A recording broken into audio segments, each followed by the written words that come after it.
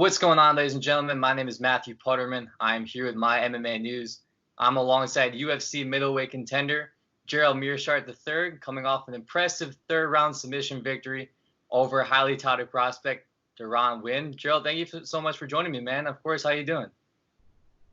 What's up, Putterman? Thanks for having me on. Of course, man. Thank you for joining me.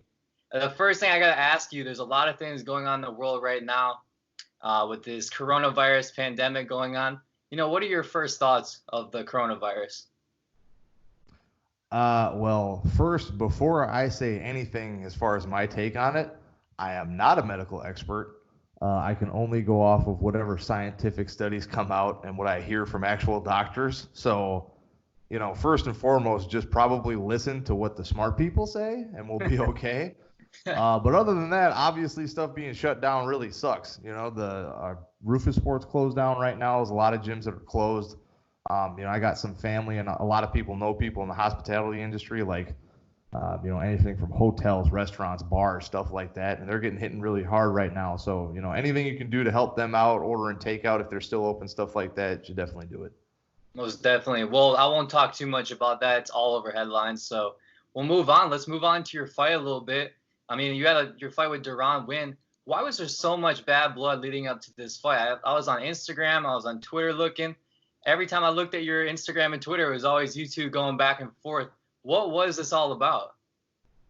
So the big thing there was he must have had an opponent originally scheduled for his UFC debut that, from what I gather, must have fallen through for some reason. So then he felt the need to say my name and try to call me out. And at the time, I was all about the fight. I saw him, I kind of looked him up real quick, and I thought it was a good matchup. I let my management and my coach know. They wanted to go a different direction, and, what the hell do I pay those guys for and listen, train under them for if I'm not going to listen to them? So then I ended up going a different direction. I fought Trevin Giles instead, which obviously was a smart move. It was another, third-round submission victory for me. And then when it came to pass that I could get that fight, and I still wanted it because I still remembered he was chirping quite a bit and trying to, talk some trash to me, that ended up happening. And usually I don't talk too much shit, online or to guys I fight. I don't really have a problem with anybody, but me personally, I love talking trash in person. So like, it's always so a side that people probably haven't seen before. And I was like, all right, I ain't going to start nothing, but I'll finish it. So then I started getting real chirpy on Twitter, and I was making memes and all kinds of stuff. I had a blast. Yeah, I kept going. I was like, wow, okay, they're really going at it with the memes now. I was like, okay. I'm like, here we go with this. But how were you impressed with this performance? And I mean, obviously you struggled a little bit with some adversity in the beginning, and then obviously as the fight went on, you started to get find your range better, and were able to pick him apart on the feet and get that submission. What could you have changed better to help you in that fight specifically? There was a couple times I pulled where I shouldn't have, and we worked a lot as far as staying in, like keeping my head, my shoulders, my posture, down tight and inside. But it's one of those things, you fight a guy that short, there's going to be times where just off natural reaction, and that's like, most of fighting is you work to fight your natural reactions of, a littler guy jumping in like that. There's a lot of the times it'll work, but then the times it doesn't work are when you get caught big. So It's kind of you play the probability game, like how safe do I think I'm going to be pulling from this one? And then if I do pull, I need to come back right away. And the times I pulled and didn't come back or pulled at the wrong time, that's when I got caught with big shots. So a couple things to shore up there. And, maybe instead of pulling, there's a couple times where I could have moved my feet, done something a little bit differently, thrown some elbows. But, overall, it's a good fight, fun fight for the fans, I think. And I was happy with my performance. Most definitely. If there's one fighter in the middleweight division that you would like to fight next, who would it be and why? So I said this on a couple different interviews, but I'd like to fight Ian Heinisch. And I know he's in the top 15. He's got a pretty good following from being on the Contender Series. He has a decently exciting style, I think. And I think I match up well with him. I think it's a good way for me to crack the top 15 and make an argument for top 10 if I can get that finish. Most definitely. How quick or how far out do you think you are from the top 15? Especially if you get a fight with Ian Heinisch, that literally, if you beat him, puts you in the top 15. Is there a fight maybe if you don't get a top 15 fight that you would get? Is any name specifics? That's the only name that comes to mind right now. I'd have to look. Yeah, and I just happened to look him up and saw he was number 13, and that had been something that a couple people had mentioned to me about as like a potential fight down the road. So Yeah. that just came to mind. But as far as anybody else, I don't really have any other names. And I think definitely a win over him puts me in the top 15. Maybe even closer to the top 10 if I get a really emphatic finish, depending on how the fight goes. Most definitely. Well, there's a lot of in MMA. I ask every single fighter this question: there's a lot of highs and there's also a lot of lows in this game. What motivates you more, coming off of a loss or coming off of a win? I don't know that either one motivates me more necessarily, but they definitely motivate you differently. Yeah. Like, I bet most reactions out of guys that you would get is probably they'd say that coming off a loss is like a little more, maybe not necessarily more motivating, but you got a chip on your shoulder, right? Especially depending on how you lost. Yeah. People are starting to kind of parrot the fact that maybe I shouldn't have some of the losses that I have. And, losing close decisions like that where most people thought you won, that can definitely give you a little bit of an extra chip on your shoulder. However, coming into fights when you're on a winning streak, you feel on top of the world, you feel good. As long as you're not the type of person to like take that for granted, both can be beneficial. But, bottom line for me, I feel like I'm most dangerous when I got someone talking shit to me. So I think that helps. Oh yeah. That's always a good extra motivation, it seems like, in the fight game. But where do you see yourself here in 5 years in this promotion?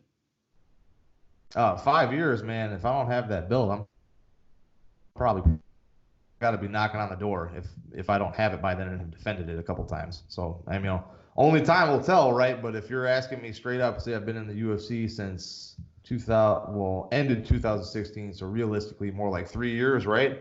Yeah. So I've made it this far in 3 years. Yeah, I think another 5. I should have at least one title defense and 12 pounds of gold wrapped around my waist. Most definitely. Well, as you saw the fight happen about, what was it, last weekend or 2 weekends ago between Israel Adesanya and Romero, what did you think of that fight specifically? That was kind of weird. It's definitely more on Romero to push the pace as a guy who's not only missed weight for title fights before, but has had so many chances and, is such a tough athletic guy. You just got to go in there and want it more. Not excusing, however, Adesanya, because I think a lot of people gave him a pass because, like, I threw a lot of leg kicks. It's like, yeah, but as good as you are on the feet, I feel like he could have felt him out with a jab just as easily as those leg kicks and just as safely, if not more so safely, because honestly, you're throwing leg kicks at a guy that likes to wrestle. I'm surprised Joel didn't grab one of those and shoot in. And, even for Izzy saying that he said he had 3 ways to finish him, and I know one of them he said is a flying knee.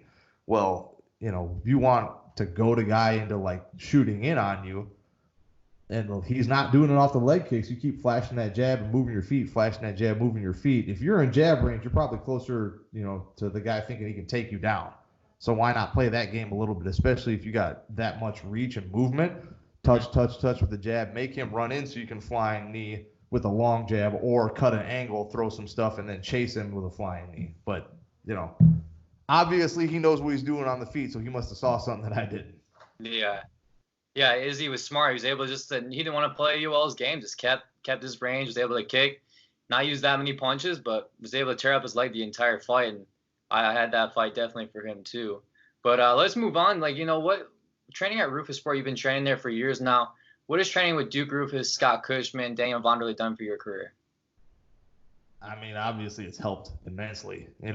Before that, and it's not knocking any other place I was, but, Rufus Sport, I think I've been there the longest out of any gym I've been to now. And just, the team atmosphere we got going on, the level of coaching we have, I went there as like, decent or one of the better local show guys. And then I worked my way up to a guy that people on local shows didn't want to fight, got into the UFC, and now I'm a guy in the UFC. Got a pretty decent record. Could be better than it is, but that's on me. And, I'm tied for the most submissions in the UFC middleweight division, all time with some of the top names in the sport. So, obviously I can't speak enough to how much that's helped. Definitely. Well, what are some things you like to do outside of fighting? Well, I did just post a video of me playing my saxophone, so I do enjoy playing some music, you know. As you well know, whenever you come into the gym, I like making fun of you and your skinny jeans and whatever kind of like new trendy shoes you got on. So Yeah. that's one of my favorite pastimes personally. Can't hate on my swag. Come on, Joe. Just dude, you got swag like a 15-year-old high school student. Look You're like awesome, Putter, just man. I love you, man. know that. Come on. But yeah, I like playing music. I like watching nerdy astrophysics stuff, and yeah, other than that, playing video games. That's awesome, man. That's awesome. Well, I won't take up any more of your time, man. Thank you so much for joining me today. If you want to go ahead and shout out these sponsors, my man, feel free to go ahead. The floor is yours. Hey, shout out to Combat Corner, Next Level Strength and Conditioning for being open right now with Coach Giff, and that's all I can think of. For sure, man. Well, thank you so much for joining me, Gerald. I do appreciate it. This is Matthew Putterman signing out with My MMA News. Thank you so much. Have a great rest of the day and stay blessed.